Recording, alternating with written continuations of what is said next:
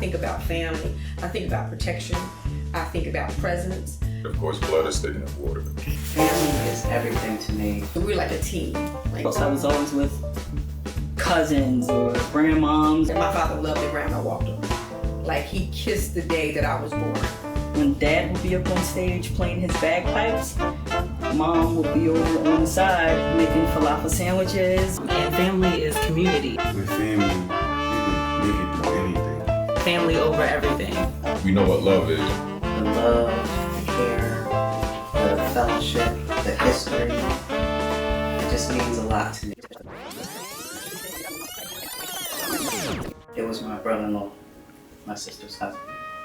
It was my father's girlfriend's daughter. It was my mom's. They were my cousins. It was my grandmother's husband. My pastor. To my stepfather and stepbrother. To, my uncle, my grandmother's youngest son.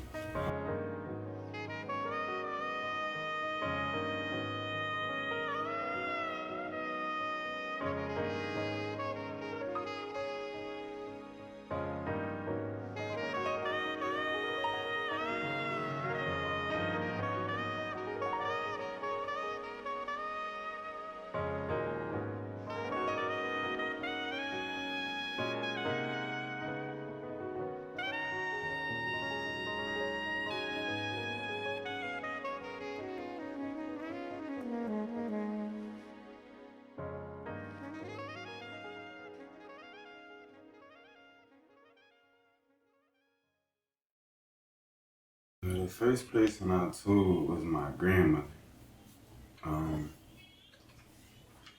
incident had occurred, and it was like the final straw for me. So my room was like next to my grandmother's room, and I heard her TV on in there, so I knocked on the door, and I told her, what was going on verbatim. And I was 4 years old at the time, and I remember vividly exactly what happened. After the incident, I went, knocked on the door, then they answered the door. And then I told her I didn't like what was going on. I said, my uncle is doing stuff I don't like. And she was like, what? And I had to demonstrate. At 4, I didn't have the words, I couldn't really put it in perspective. I just was demonstrating the things he's doing I don't like it. I wanted to stop. And my grandmother, she's old school, so she's not the type to involve outside people in family matters. So she was very protective of her son. Because, this is my grandmother's youngest son. And she, I guess, she was in this disbelief, she couldn't believe what her grandson was telling her. But that was the first person I told. Then I told my mom. A lot of people think that it wasn't sexual abuse. If the person just said things to them or just touched them, as opposed to penetration. And people, will discount their experience. So it's, I say that up front early on in the book. This is sexual abuse, and this is what it looks like. It can take many forms and have many faces. The reality is, a lot of people, a lot of children who are sexually abused are sexually abused by somebody they know. It's typically a family member or some type of friend or something like that. And I think that it's so common and it's being perpetuated because you have a person who is this trusted person, and you don't think twice about leaving your child with that person because this is grandpa or this is grandma or this is your aunt or your uncle. So I'm going to leave my children with this person because I believe that I can.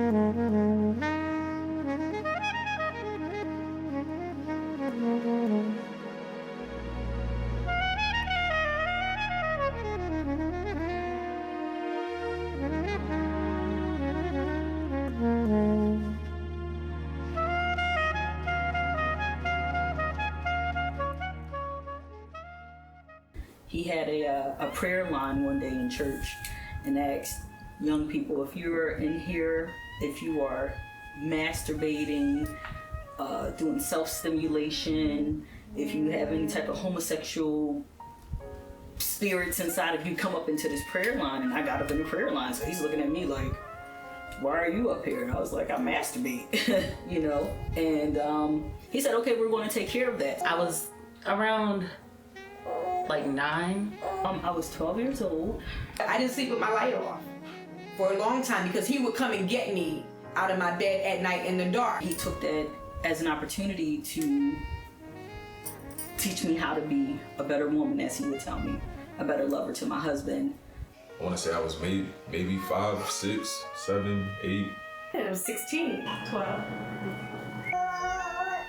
So I was laying in the bed, and I remember that, you know, she started touching me, and while she was touching me, she was asking me like just weird questions. I was at least 15.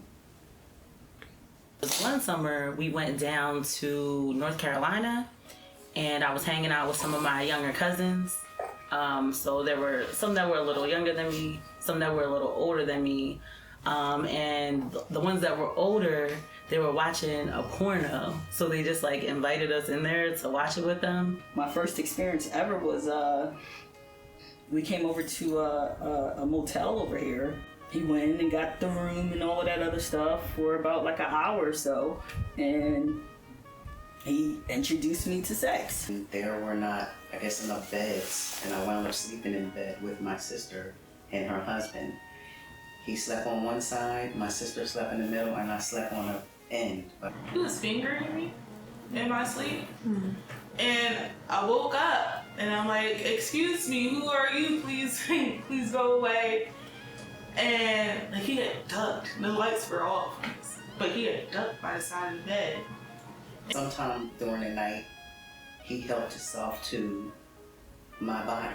Fast forward to a couple years later, with those same group of people, around 9 or 10, they wanted to do like sexual things together. He had put his finger in my body and just, you know, had his way with me. And he asked me if he can continue to do it to me if he offered to pay me. And it was like, you know, kiss me here and touch me there, and let's pretend you're the mom and I'm the dad. And a fat man sweating on top of me. You know, doing it over and over again, and every time I come over your house, we have to play this game. I feel like then I was being, you know, taken advantage of. Like, I just didn't know what was going on, but she was molesting me. So the first time it happened, he was drunk. Well, he was drunk. Now that I drink, I know he was drunk. I mean, he came in the house belligerent, stumbling. You know, I hear him pacing back and forth in the hallway outside of my room, in between my grandmother's room and my aunt's room. He was just trying to get me to do things that no 4-year-old should be doing to a grown man, you know. And he was like, if you tell anybody, I'll kill you. Because, you know, as a man, you're masculine. It's like, what defines a man is like their masculinity, like just due to like the demands of life. Like, as a man, you're supposed to protect and provide. So now, as a man, if someone takes your masculinity from you, you just feel, you know, just less than, just, I'm not even a man no more. It just scarred me. Like, it's something nobody should have to experience. Nobody, regardless of age or gender, it's not something that should happen. I won't ever get to be like a genuine 4-year-old. It's a carefree child. That was never something I was able to be. And I suppressed everything. Even at 4, I never really made it so people would see the pain. I never opened up about it. I blame myself for not being strong enough to recognize what was going on earlier.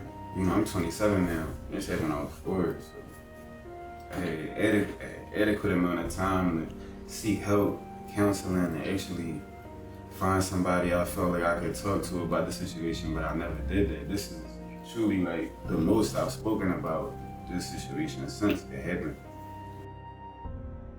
It's made me feel just like a constant sense of like inadequacy. I just don't have what it takes. Even though I'm a very confident person, I'm extremely confident, there's always like a dark cloud just hanging over my head. I would never approach a female like head on. Like it would always have to be some kind of angle, like somebody introduced me or she came up and talked to me. And I truly feel like I never took those steps to approach females as much as I should have, because it's like I just didn't feel as if, I felt like one day she gonna find out and what she gonna think about me, and what if my friends knew? Cause like from 4 to like 12, when I really started running around and having conversations with other people my age, and we're actually talking about, you know, life and stuff like that. And I started listening to their stories, and everybody don't tell you the truth, but just going off of what they were saying, their lives were completely different than mine, you know? Nobody had skeletons in their closet at 12, you know? I'm 12 years old and I got baggage. I got issues that nobody should ever have to deal with. You lose your sense of trust because now that there were people who were supposed to keep you safe and they didn't keep you safe. So where do I go for safety? I couldn't protect myself. They didn't protect me. You can lose your sense of esteem. Why was I picked? What's wrong with me that made me the person who was sexually abused?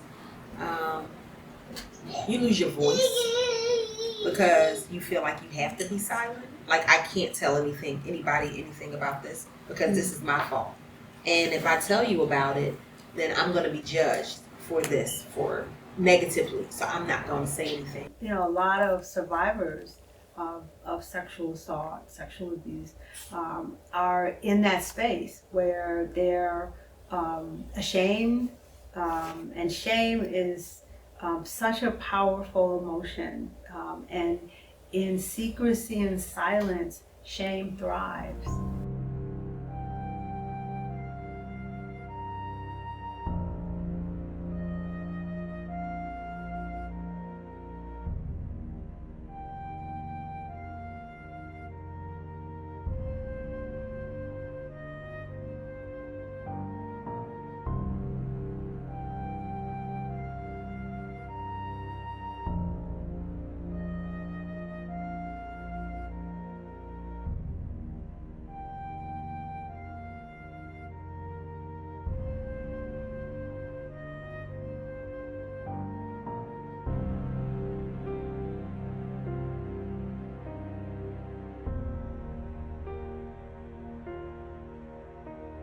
No one ever told me that when certain things happen that you should tell people. They just, you know, they say, you know, your business is your business and you keep it to yourself. And if it's something that's gonna make you look bad or something that's gonna make us look bad, we don't tell. Like that's our business. You sweep that under the rug. And I never told my parents or anything like that, because remember the whole deal that he would do is like, are you having an issue? Yeah, I masturbated last night or last week. Okay, well, let's go take care of it. I never told any adults. I don't even think I've told any adults to this day. And what was horrible at that time was I didn't tell anybody. I didn't tell, right? I didn't tell. And I couldn't tell because he was beating my mother and he was threatening me, you know, and it was like, if you tell, this is going to happen or that's going to happen. The same person who molested me molested my niece after he molested me.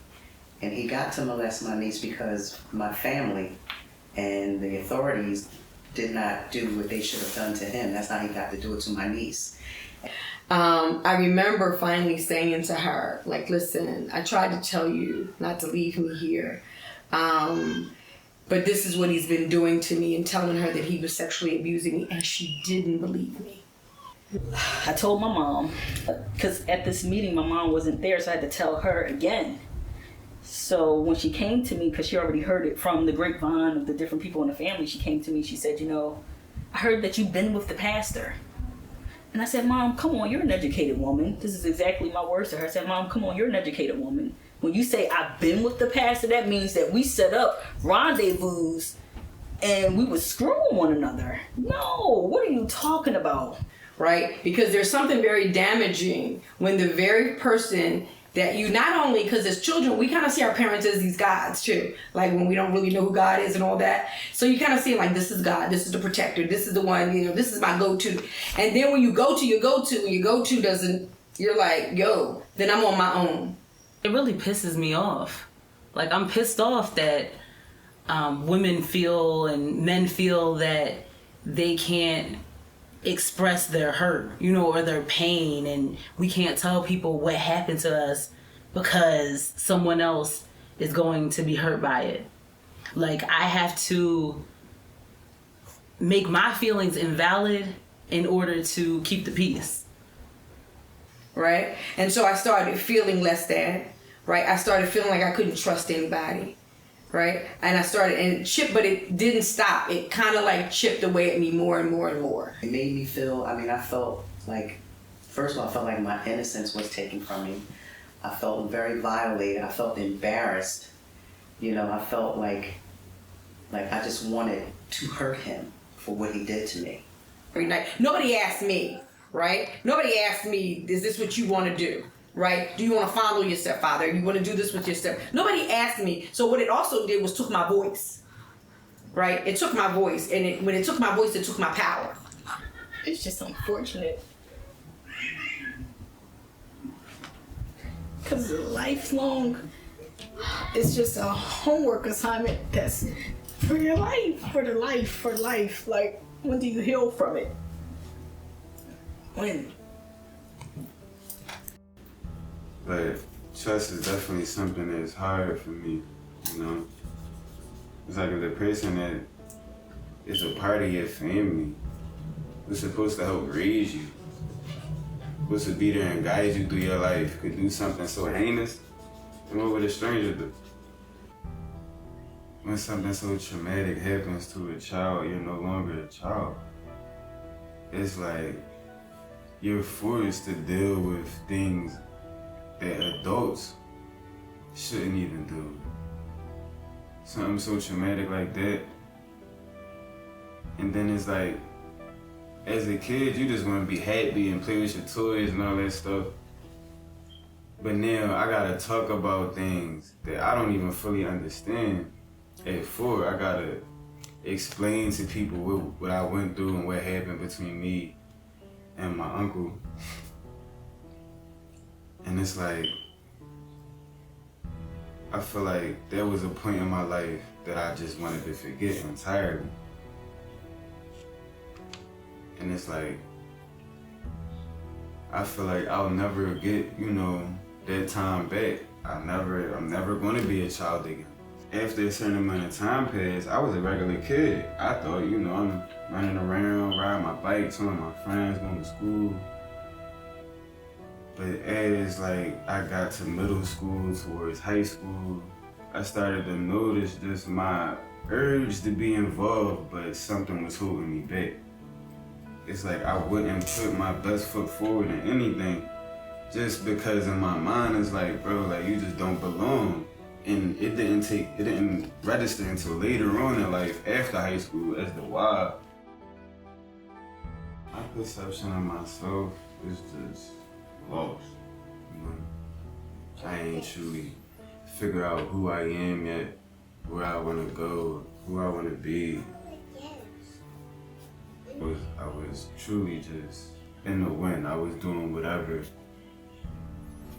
just to maintain this false sense of adequacy, for the longest I felt inadequate, but under the influence, I felt as if I was solid, I was solidified. I just want to feel like I belong. You know, everybody drinking and I'm drinking, and I feel like I fit in. And alcohol gives you a false sense of security. It gives you a false sense of like just confidence. You more, you know, inclined to be yourself through like intoxication. Any drug, people use all kinds of drugs just to feel comfortable in their own skin. And that's what it became for me. It became something that I didn't do for fun. I didn't do it because everybody else is doing it. I did it because it made me feel better about myself. And it's like because I'm always suppressing something, or I'm always trying to hide who I am, I guess. Or not who I am, but just certain things about myself I feel as if should be hidden. When I get drunk, it's like the true now come up. The now without any inhibitions, without any, you know, doubts or anything like that. That person is revealed. And I put myself in situations that I wouldn't be in if I wasn't intoxicated. I feel like what happened to me, like, really altered my personality. I overindulged. I feel as if I need to prove that I'm not gay. If that makes sense. So I found myself dealing with females I'm not even attracted to in any way. Just because she's female, she is a vagina, not gay. And it's like, I made a lot of decisions based off of what happened to me in the past that has directly affected my life. Having children at an early age, not going to college, I truly believe was a decision made based off of that feeling of inadequacy. Like, am I even ready to go? Like, will I excel? Will I fall short and have something else hanging over my head?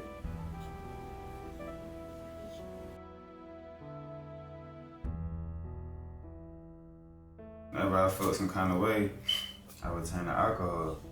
The worst time for me, just based off of just being inebriated, would be when I actually kicked my mom's door in Upper Diamond. Just based off of being just beyond drunk, high, whatever you want to call it. That night I had took some Janies. I'm saying that. Don't remember anything. I don't remember what happened. I remember I woke up, I'm asleep on washing machines in the apartment complex. My phone had like 100 missed calls, 770 text messages, all from my uncles. Every single last one of them was from my uncle. And he's calling me like, bro, what's going on? What's your problem? I wake up, my hand is bloody. There's blood all on my shirt. I literally couldn't tell you what happened. Don't know what happened. I walk down the street to my mom's house. It's a hole in the door. I'm thinking of worse. Somebody tried to break in. So I knock on the door, nobody answer. I reach my hand through the hole in the door, unlock the door, walk in. My mom like, you gotta leave before I call the cops. I'm like, what I do? She said, you don't remember nothing. I said, no, what happened? And she just shook her head and went back upstairs.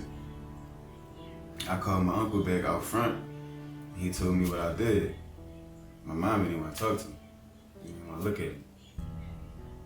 And that was definitely like a defining moment. You know, I'm threatening to take my life. You know, that was truly my darkest point, where I felt as if I no longer wanted to be alive, simply because I felt like everything was just unfixable. There's no way I can rectify the mistakes that I've made. And I feel as if every mistake that I've made is directly connected to what happened to me in the past. It can behaviorally lead to promiscuity as well, or someone who doesn't want to have sex at all. Like, sex is just a bad thing for them. Untreated, a history of sexual abuse of childhood sexual abuse can show up in many ways: depression, anxiety. This is trauma that's been unaddressed, untreated, and is festering. It can show up in relationship problems where a person just has a hard time getting along, has a hard time trusting others. It can show up in ways like not being able to keep a job because of a history of depression. So it can show up in those ways. Addictions, which are just ways to self-medicate. It can make you depressed, like really severely depressed. It can lead to suicidal ideation because you're so depressed and you're in this dark place and you don't think you can come out of it. It can lead to drug abuse because I feel so bad, I'm gonna numb this. Because we socialize boys to be self-sufficient, right? To not show emotion, to not express fear, right? Then boys learn to think that they must protect themselves, and they're a failure as a boy, as a man, if they don't protect themselves from sexual assault. The other thing is this notion that you must be gay. And because of homophobia in our society, many boys learn that it's the worst thing in the world to be soft, to have any feminine characteristics whatsoever, and to be gay. And so a lot of boys who are sexually abused, they grew up thinking that they must be gay because this happened or because this person saw something in them, when that's not the case at all. But again, when you look at the stress that comes from traumatic experiences like sexual abuse, untreated, it can certainly lead to cancers. Stress can lead to diabetes, and a host of other chronic physical ailments. And people don't see how emotional trauma and trouble is linked to physical ailments, but definitely there's a direct connection.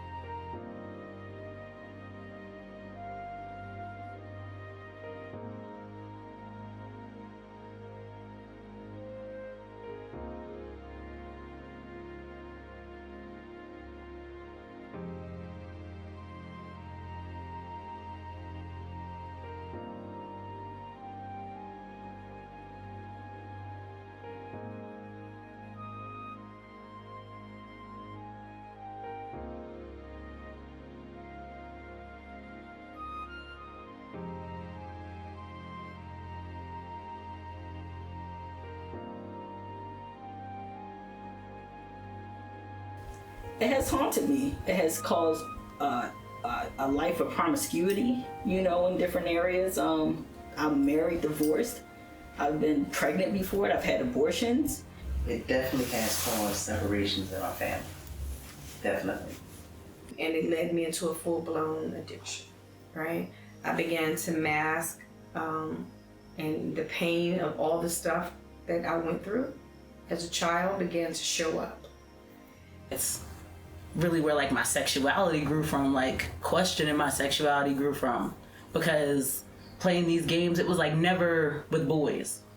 Like I had boy friends, not a lot of boy relatives, but like when we were playing these mom, dad, family games, it was all girls. I'd say 3 to 4 years in full-blown crack addiction, right? With 2 daughters. And the pain of having done that to them impacts me more than any other pain that I endured. That I drugged my 2 girls through an active drug addiction. I don't know how to translate my feelings completely. I don't know how to express myself completely in other ways other than sexually. Since it only happened with girls, I felt like, well, maybe I'm gay. You know, maybe I like girls. You know, thinking back, like I did kind of like what it felt like to be touched. And it was a girl touching me, so maybe I like girls. Me, sexually, the things that I'm into is all based on that thing. He was my first, let's say that. If I can, so when people say, yeah, I remember my first kiss, I remember my first this, and I'm just like. Masturbation would be an issue, you feel what I'm saying? Like it'll be like, if I went a week without doing it, like my mind is like, or my body's like, yo, I want to do it so bad. And then if I do it, it's like I can't stop doing it. Like I'm always doing it, you know? When I was a child, sex was just a game. Being touched was just a game. So for a great portion of my life, it's been a game. I could want to be in a relationship with someone. You know, I could want to be a loving type person. I can want to be a better person. Then like after I masturbate, all of those feelings just go right down the hole, and none of it makes sense. Or I'll tell myself like, what's the point of all of that? You know. I think even in intimacy with people, it's hard to share what I like and what I don't like. I even find myself wanting to be kind of coerced into doing stuff. Oh, the sexual abuse made me feel ugly, right? It chipped away at my self-esteem. I said, so maybe if I wasn't light-skinned, he wouldn't have touched me. I would dress more promiscuously. Everything was tight. Everything was short. Everything was out. Because I wanted to draw attention to myself. And purely like sexual attention. So, you know, I was like watching what I was eating. I was working out. Like I was doing anything to be attractive at that point in my life. Because the way I knew how to connect with people was sexually. Dating? I haven't even thought about the idea of dating. I'm like, dating? I'm 35 years old. I need to have children. You know, it's like not need to, but this time is ticking. And these are just experiences from 11, 12, 13, 14, you know, that is still carrying on today in my adult years. So I've been suicidal. I tried to kill myself in that house. You know, I remember swallowing a bottle of pills because the pain being there was just so much for me. Would I want to live that over again? Absolutely not. Definitely feel a lot of the decisions that I've made with my body are based on the sexual interactions I've had as a child. Or maybe even like the lack of dealing with them. During those developmental age for me, like through 12 and 16 years old, my rationalization skills was just like really jammed up. If you understand what I'm saying, it's like he could have taken me to a motel Saturday night and then Sunday I'm sitting in church and I'm like, I just had sex with this man who's up on the pulpit preaching. You know what you did. You know what you did.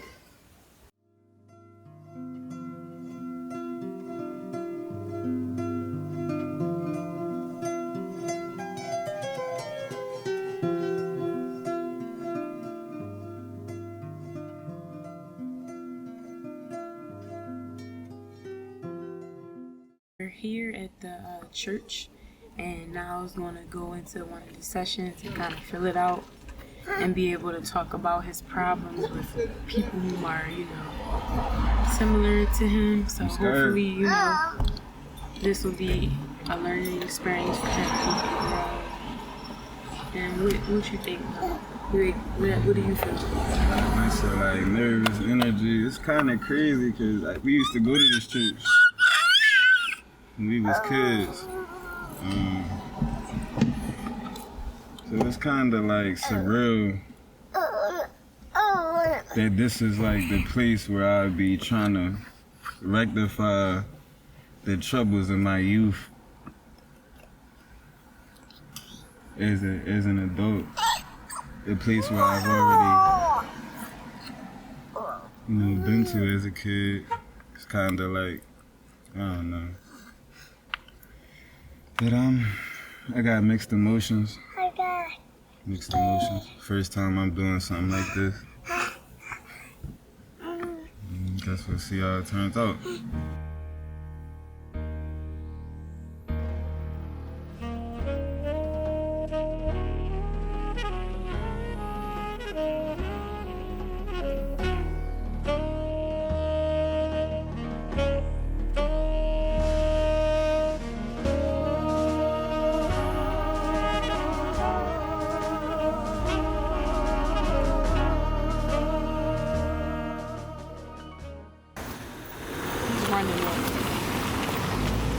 That's him right there. What the hell is he running for?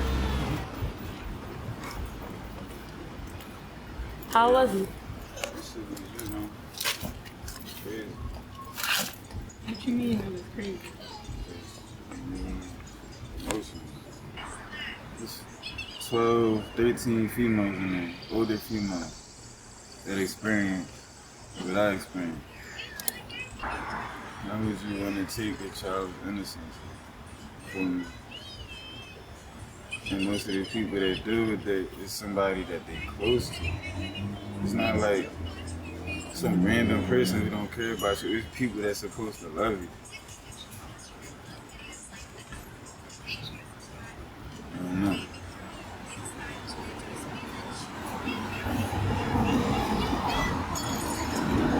I'm glad you came. And it's super close to your house. Like, you could come here all the time.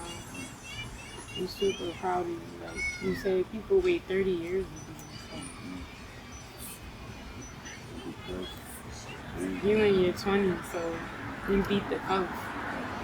And you were male, like. Yeah. I felt uneasy at first, I definitely feel kind of maybe it's the wrong group. I feel like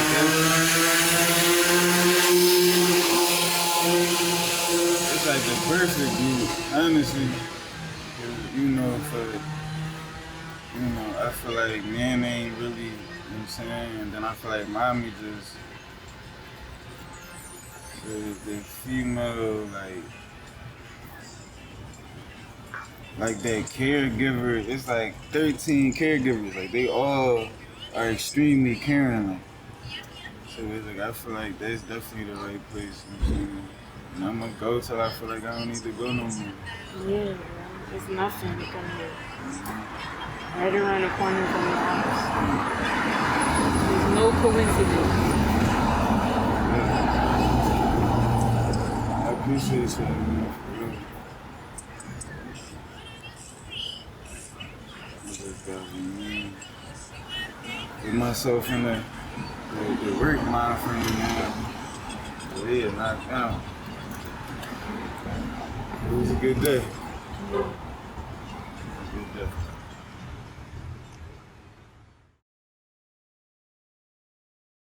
If you look at the numbers that show that 1 in 4 women and 1 in 6 men report having experienced sexual abuse during their childhood, you can say that this is an issue that has national ramifications.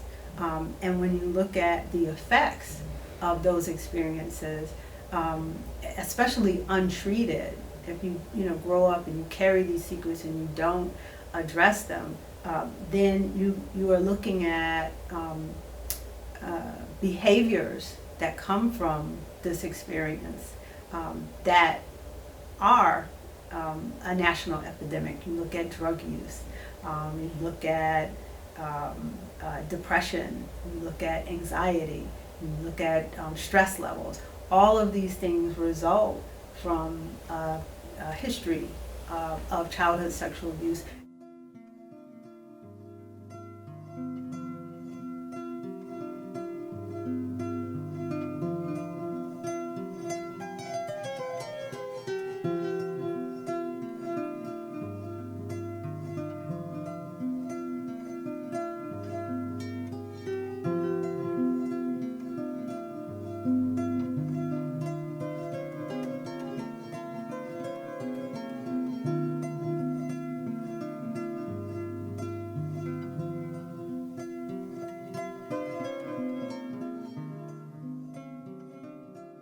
I just think we need to open our mouths and open our ears and legally do things that need to be done the right way, so people will know that there will be repercussion of what you have done. You might lose some folks along the way, but you'll gain some power.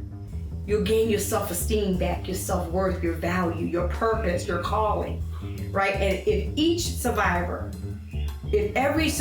for every survivor that tells their story, it gives permission for another survivor to tell their story. Now, if it doesn't make me feel good, then I can't be a part of it. I remember when I got clean, and I was still sending Father's Day cards and birthday cards to my stepfather, and I did it because of my mother. And I remember being told the first year I was clean, you don't have to do that anymore. You no longer have to do things you don't want to do for somebody else. Oh, your body is your body. Anytime that someone is, doing something that doesn't make you feel good with your body, like, you need to tell them to stop, and you need to go and tell somebody that you trust that it's not okay. I'm finding my voice. Before I didn't have one. Letting it out is your first step to overcoming it. You can't fight through what you don't acknowledge. And when you keep it inside, you're only giving it more time to fester. And whether you want to or not, it's gonna come out in some kind of way. It's gonna come out in the things you do, the things you say, in your relationships. It might come out at work. But you would rather it come out by your own free will and not by someone provoking it out of you. One of the things that we tell survivors all the time, take care of yourself, right? And taking care of yourself will cost you something. Now what helps the hurt is being able to be an advocate for other people. And if we can't fix it, it can't be fixed, right? And so I think one of the things we need to shatter as a people is that idea, right? That there's nothing wrong with going to therapy. I've healed all my life. You know what I mean? I've just healed with people who I got to talk to, people who, were just encouraging me to, speak about it and just get it up and off of me, so I'm not walking around with no anger. Whatever I end up learning from my healing, I gotta use that to apply to my life, to myself. I gotta be able to master it. I can't help anybody else if I haven't helped myself, so. People, you get it up and you get it out of you. You talk to somebody, I don't care if somebody's gonna get locked up, whatever happens, happens. Don't fear getting somebody in trouble, because what they did was illegal and they had no business doing it. You have nothing to be ashamed about. I'm a survivor, and if this is your story, you're a survivor too. That you can talk about it.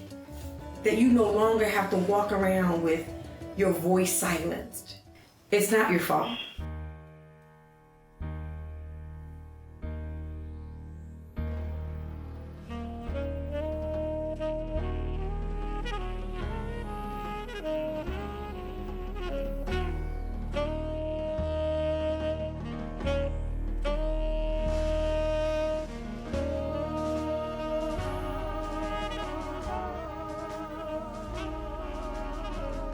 And what I'm starting to learn is if you love somebody, then you gotta let them know. And you have to treasure their relationship. You have to do like whatever is necessary to keep that person in your life and in your corner. And I believe these two issues are like hand in hand, simply because the person that was supposed to be a part of my family betrayed me at such an early age.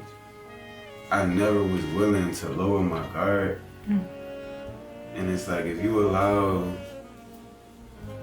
like I did, if you allow these things to just sit on your conscience and never address them, never seek help, never find somebody you can talk to, then you end up in this complacent situation where you just are comfortable with nothing. Now that I have, my oldest daughter, I don't have too many dark moments now, because it's like, she's always happy, smiling. So it's like she give me a reason to be happy and smile and all that. So even if I did have a bad day, I come around her and it's just like all that subsides, it just fades away.